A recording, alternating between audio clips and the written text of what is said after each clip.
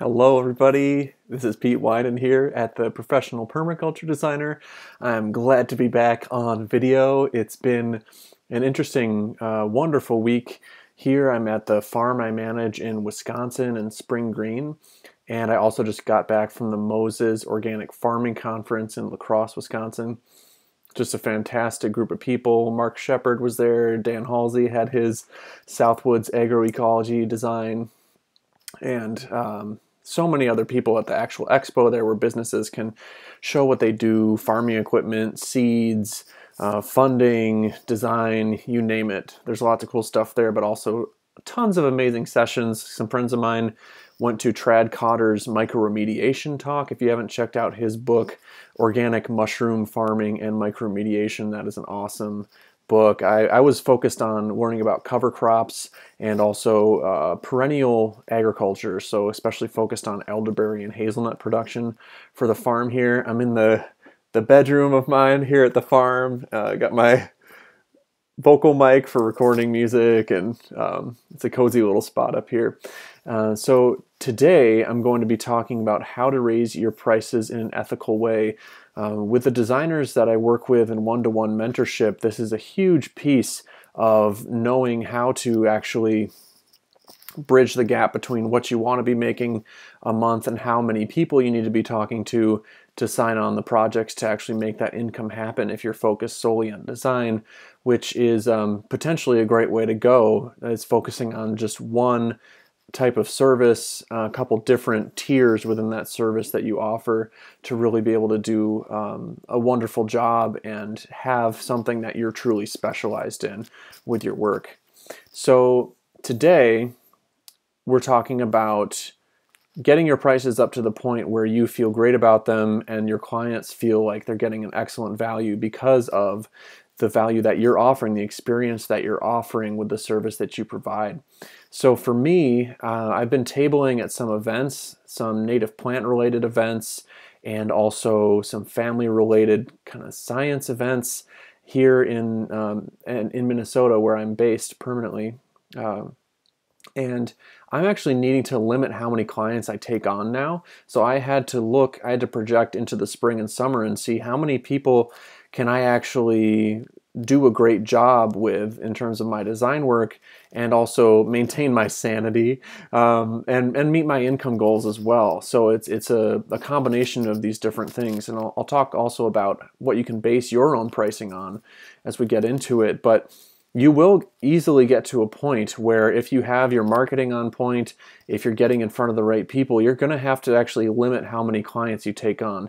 And I know a number of you in the group here have been concerned about not being able to find people in your area. It's all about how you approach it and the angle that you take, because not everybody is looking for actual permaculture design. They might have different reasons why they'd like to do something with their landscape. So it's all about getting into what that looks like for the people in your area and how they think about their landscapes.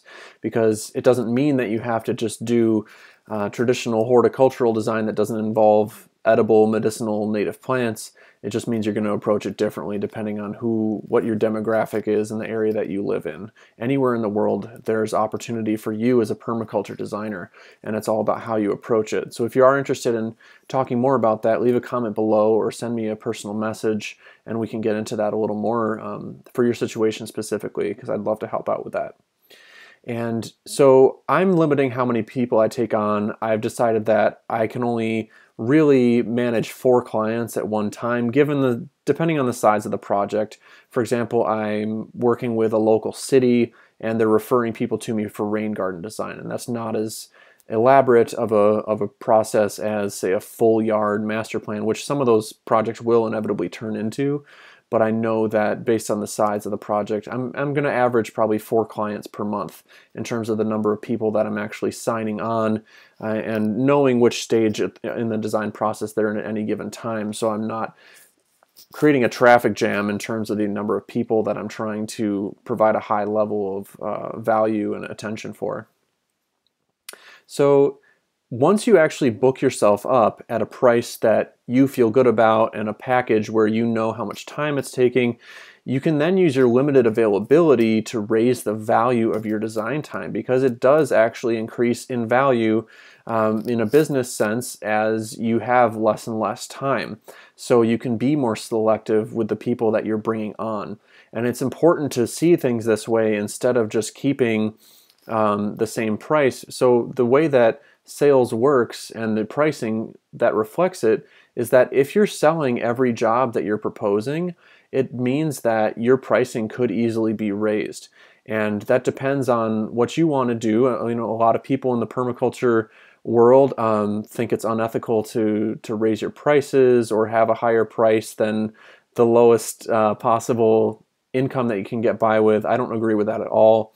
I think that to a certain extent, the more money that we make, we're able to put that value into other things that we believe in. Maybe it's saving up for land of our own. Maybe it's getting the word out and improving the services that we offer, getting better equipment, things like that. Maybe you're investing in a drone, you know, all that type of stuff. Or maybe you're going on an extra vacation and you'll be that much more rested and able to do better work. That's the way that I think about earning an income. And I do work, for example, with a lot of nonprofits and other organizations, and I do give them a little bit of a discount on that because I do understand that they're working with different types of budgets, things like that. But at the same time, if people really value your work, and if you value your design work and your experience and your time, your prices should reflect that accordingly. And you'll find out in the field, as it were, in your own experience, whether your prices are maybe too high for the type of package you're offering, or maybe they're just too high for the type of person that you're talking to. And it's not based on necessarily somebody's income, whether they can afford your service or not. It's how much they value it and how much it's going to help them. So your prices should reflect a few key things. This is not an exhaustive list, but these are some core pieces that I consider. So it's how much you value your time. So does it feel right intuitively for you to be charging $50 an hour, or should it be more like 80? Or even higher potentially, depending on your level of expertise and experience and what you're actually doing, the level of specialization that you have. So what you price your service at is reflecting how much you actually value your time and the benefit that is bringing someone for their life through the work that you do. And it also depends on the value you feel your client is getting. So are they getting just an excellent solution that addresses their needs, that's really setting them on a trajectory where they're able to, say, produce their own food, they're able to feel great about their landscape and be able to manage it in a very straightforward way, whereas before they were so confused about it and kind of dismayed and losing heart in the idea of an ecological landscape. What is the service that you provide actually getting somebody? Maybe you're working with clients who grow commercial products on a farm and you're helping with their soil remediation. What's the actual value they're going to get out of that? Are they going to earn an extra 10 grand a year for the next 10 to 20 years? What is the value of what your clients are getting? And the actual value doesn't necessarily mean you're charging that amount. Doesn't necessarily mean you're charging somebody 100 grand if they're going to make 10 extra grand a year off of your service, but it does reflect what they might be willing to pay if you're able to quantify that for them and make it clear to them what the benefits can be through working with you. And the uniqueness of your type of service and the quality, the level of attention someone's getting, the specialization, personalization, the unique aspects of what you offer really come down to making it so that it's quite obvious that your service is really worth what someone's going to pay for it. And I was just talking with somebody recently who was actually referred to me by a friend, and they ended up getting back to me after talking with them back and forth quite a bit, that they just said, "Oh, this is way too expensive. I've already found somebody else." And I said, my response was, "Well, that's great, and I'm glad you found someone that works for you. You know, everyone values their service in their own way, in their own perception of how valuable it is and beneficial it will be to their clients." And so I totally understand when somebody doesn't want to go with me, and I think that's great because it also means that it wouldn't be the best experience for me either, because they're not necessarily valuing